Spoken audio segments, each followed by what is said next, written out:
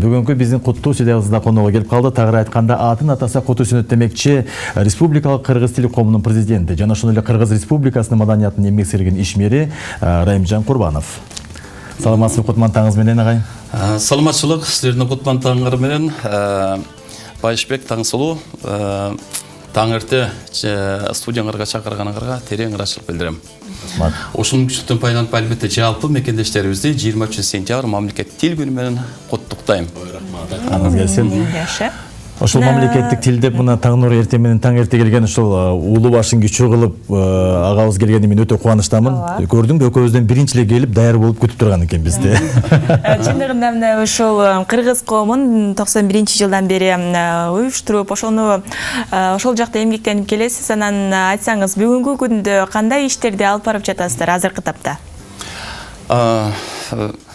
Чындыгында Кыргыз тил коому 1991-жылы уюштурулган, элдин мүдө талабы менен анан ошол 23 сентябрда 2 жыл мурда 89-жылы кыргыз тили мамлекеттик тил деген статус алганда, ошонун 2 жылдан кийин уюштурулган. Мына баягы бир акын кыз ыр жазган экен, мезгил учат биз мектепке шашкандай, жаштык качат биз мектептен качкандай, окуучулук күндөр өтүп баратат, бизге берген 45 мүнөт сабактай деп.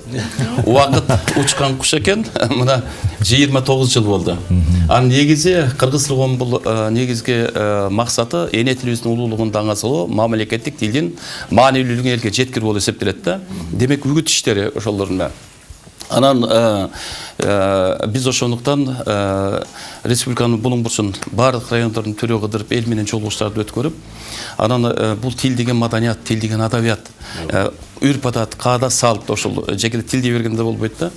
Анан ошондуктан ошонун баарын элге жеткирүүгө аракет кылабыз. Бул биринчиден.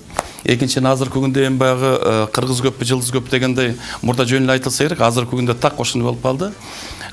Төгөрүктүн 4 бурчунда дүйнөнүн кайсы өлкөсүндө болбосун кыргыздар биз мекендештерибиз бар да. Азыр ошолор менен иштешип атабыз. Барып эми быйылкы жылы апатка илдетке байланыштуу мен четке чыгалган жокмун. Былтыркы жылы Малайзияда, Германияда, Италияда, Францияда, Бельгияда, Турцияда болдум ошолордун. Ага чейин дегеле Кореяда 2 жолу болдум.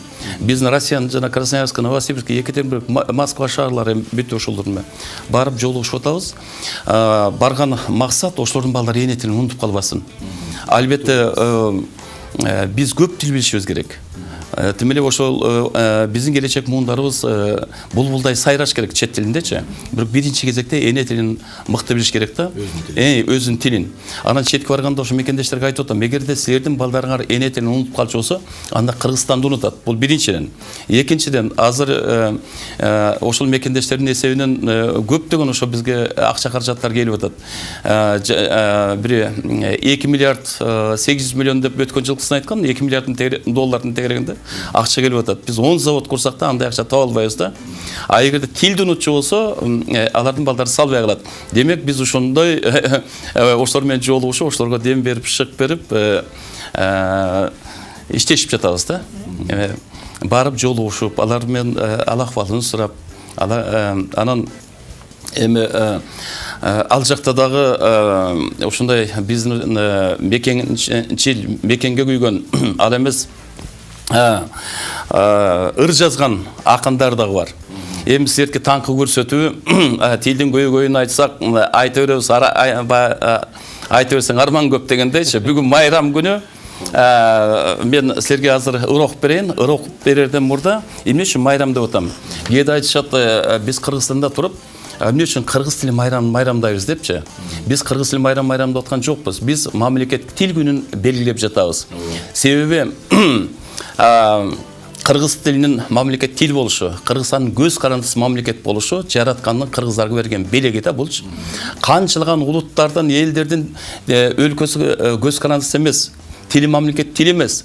Ошондуктан биз канчалык бүгүн майрамдасак жарашат да. Ошондой мамлекет тил күнүн белгилеп атабыз. Ошону белгилешибиз керек да. Мынакей аябай жакшы. Сиз менен сүйлөшүп отурсак зерикпейсин, анткени сизде өзү канча эмоция менен ушундай берилип, ырларыңызды биз угуп жүрөбүз. Азыр эми келиңиз, сиздин бир жакшы ырларыңыз да бар экен. Бул өткөн жылы Биз Бишкек шаардык кеңешинин депутаты азыркы күндө жогорку кеңешке аттанып жатат. Жанарбек Алымов деген мыкты жигитибиз бар. Ошол жигитибиз экөөбүз Италиядагы мекендештер менен жолугуштук Кальяре шаарында. Анан Сардиния аралы деп деңиздин ортосунда экен, аябай кооз жер экен. Ошол жерде 1800 мекендешибиз бар экен. Анан барганда Мирлан деген жигит бар экен. Ошол жигит мындай ыр жазыптыр да. Сагынып Кыргызстандагы карды эстегенде кусалыгым башталды. Италияда жумуш деген уш экен, күнү түнү чыкпай карайм бир чалды. 85-те басканы тың алчалдын. Көрүп алып бул чалбы деп таң калдым. Китеп окуп шпылтата жазганда элестеттим Кыргызстандын чалдарын. Таң каласың, тамакты өзү жазса, эч жаңылбайт ашпозчу деп атаса. 85-те чал жасаган ашты жеп, болот кетем 100гө чейин жашаса. Биринчиси камыр тамак чөп менен, экинчиси балык, тоок, эт жеген, булардан соң дарбыз, коон жер жемиш, аягында вино, арак, кофе ичкен. Ушунчанын баарын бойго сеңирген тың чал экен, азырынча барал күчү, беттен жалап, колдон тиштеп, эркелейт, капкара болгон баалыбаттуу күчүгү. Баалы күчү качып кетип короодон чал байкуштун табите такыр жоголду. Ботосон айрылгансып отурса, түн бир окум күч келсе болобу? Небересі келін алып бергенсіп, же келіні чөбөрө төрөп бергенсіп, жаны қалбай сүйіншілейт құрған чал үйіне бір чоң ырысқы кіргенсіп. Бір көк кавак күн тегендей açылып, уруш талаш қайғы мұңы басылып, тамақ жеде жай отырып ал түні қатышпаған туғандарын чақырып. Ошондон кийин күчүк баркы билинип, бар карайт көзүн албай тигирип. Курган чалдын жаны ошол күчүктө чоң дивандай көк ташат биригип. Эртөштүктүн өгөөдөгү жанындай, итин карайт жанынан эч чыгарбай, экөө бирдей аман болсун деп тилейм, экөө жокто жумушум жок калчудай дейт. Баракелде, кандай керемет. Айтатам ушул Ремжин экен ушу ырларын угулуп отуруш керек да, жаның отургузуп алып, кандай сонурлар. Таң эрте ошол жакшы маанай айтылат. Жакшы маанай. Бул өзүнчө дагы элдин эртең менен баягы позитивдүү маанай менен ойготуу дегендей да. Анан Ремжин экен, мен сизге да бир суроо бергим келип турат да. Сиз мына көп жылдан бери эле ушул телеком менен жүрөсүз, анан чет мамлекеттерге да көп чыгасыз да. Өзүңүз айткандай, ушул кичине рамкадан да кичине чыгалы дагы, баягы тил майрам десе биротоло баягы тил майрамына кирип албай, бир өзүңүздүн жашооңуздагы бул чет мамлекетке барганда бир кызыктуу окуялар болуп кетсе керек. Ошондо эле бир кичине үзүн айтып бербейсизби? Кандай мындай барганда кандай экен ал жердин жашоочулары биз менен салыштырмалуу дегендей да? Эми салыштырма албетте баягы бул Кыргызстанда жүрсөң жүрө бересиң. Анан аэропортко барсаң элдин баары учуп атышат, бияк учуп атышат, жанагы Ош базарына барсаң элдин баары Ош базарында экен дегенде элдин баары эле аэропортто жүрүшөт да, тияк учупчу.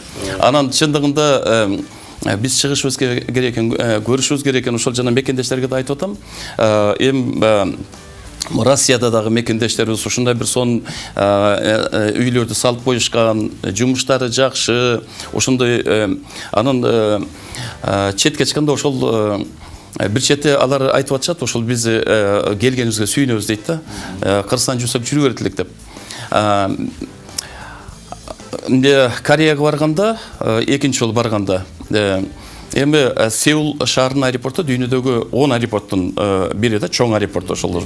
Түшкөндөн кийин анан каяк барарын билбей турсаң, бирөөтөр Райымжан байке деп кыйкырып атышат.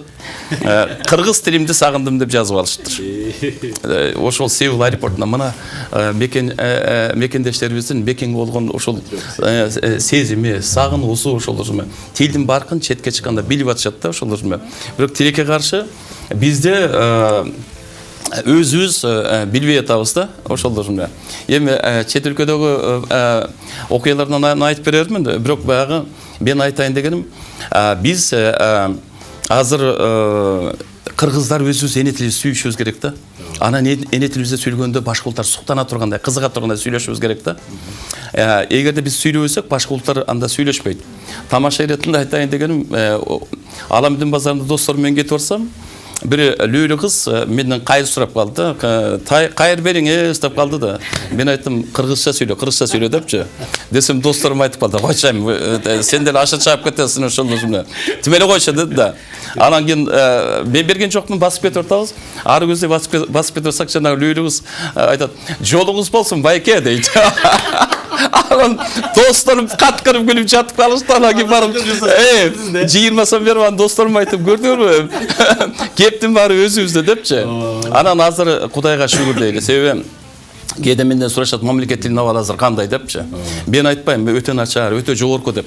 Бирок ошого карабастан азыр президент аппаратындагы, өкмөттүн аппаратында, тиги жогорку кеңеште иш казар мамлекеттик тилде көптөгөн министрликтерде жүрүп атат. Буйруса аракеттер бар да. Ал эмес мына силер дагы баягы алып барчылар дагы оуч таштап мына ага деп Чыңгыз ага, Сайлжан ага, Дооронбек ага дегенде ага деп мындай кайрылып атпайсыңарбы? Оучу жок элечи. Көрсө болот экен ошондой. Эже деп ошол ошондой кайрылса турабы, кандай жакшы. Ошондуктан эми баягы мен силерге бирди окуп берейин. Себеби азыр бул тил дей бергенде, тил деген ошол жана маданият, каада салт, үрп адат атпайбызбы? Албетте азыр көчөгө машина атпайт. Заң караган үйлөр салып атабыз. Бирок пейил мурдагыдай эмес. Советтик мезгилде кээде бир мокочо кылып кээбилер жамандап атышат.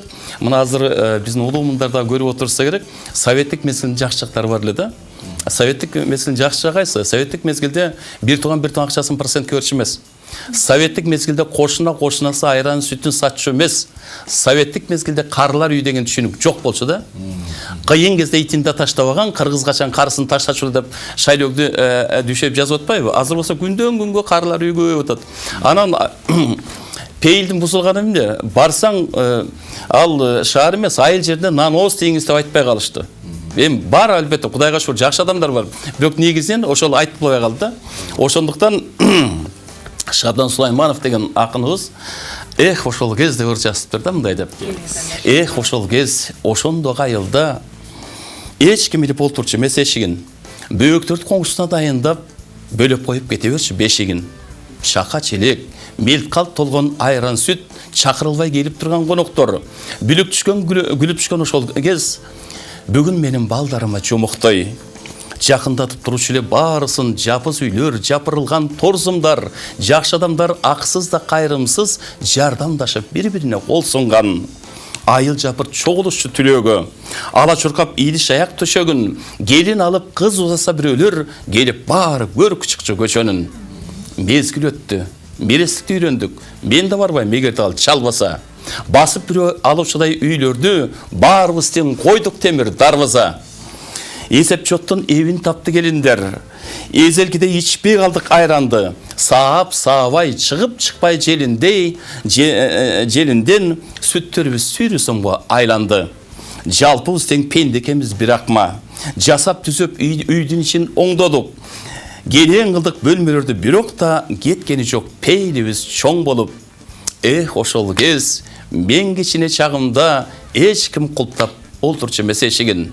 Жөп жөнөкөй жыгач болчу каалга, жөлөп коюп кете берчү өтүгүн дейт.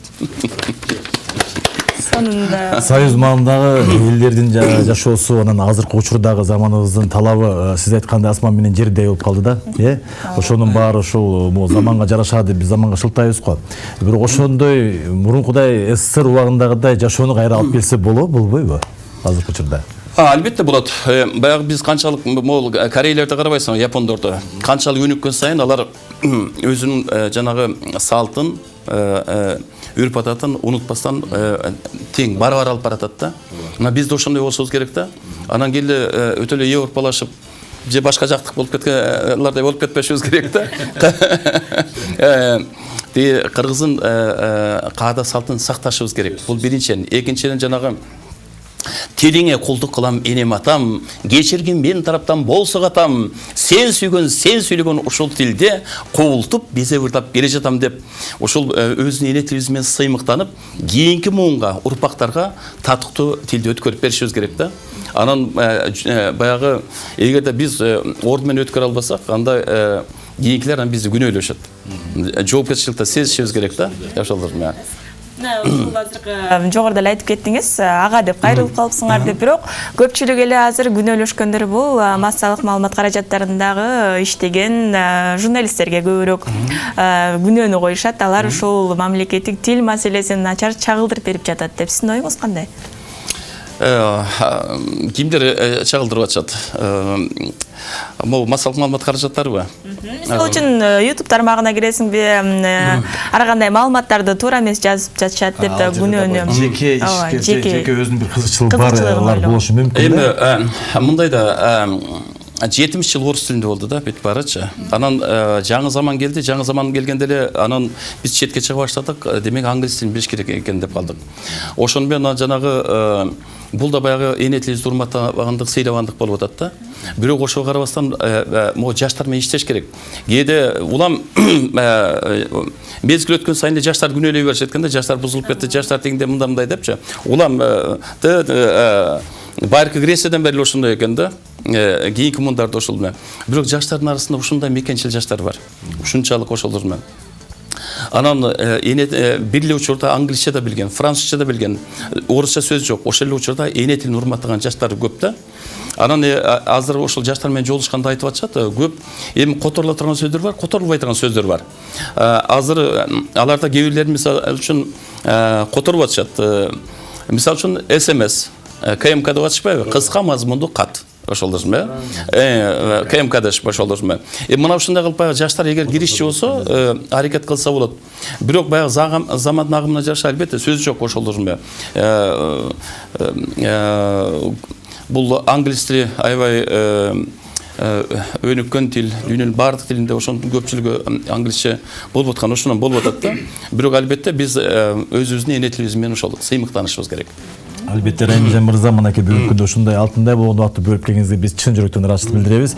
Өзүңүз билесиз, убакыт бул зымырап учкан куш дейт. Сиз бизден башка дагы башка телеканалдарды күтүп атса керек сизди. Эң биринчи таң нуру менен ушундай биздин кесиптешибиз жана ушундай таңкы 5 менен 5-чи канал менен баштаганыңызга биз өтө сыймыктанабыз. Туурабы? Биздин коллектив да сизге өтө ыраазычылык билдирип атышат. Айтып атышат, ушул Райымжан акеге бизден да бүгүнкү майрам менен куттуктап кой деп.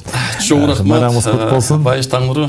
Дагы бир сизге ыраазычылык билдирем. Таң эрте чакырганыңарга. Рахмат, албетте телекөрүүчүлөр, мынакей бүгүнкү биздин куттуу чыдагыбыздын биринчи коногу Республикалык Кыргыз тили коомунун президенти жана ошондой эле Кыргыз Республикасынын маданиятынын эмгек сиңирген ишмери Райымжан Курбанов болду.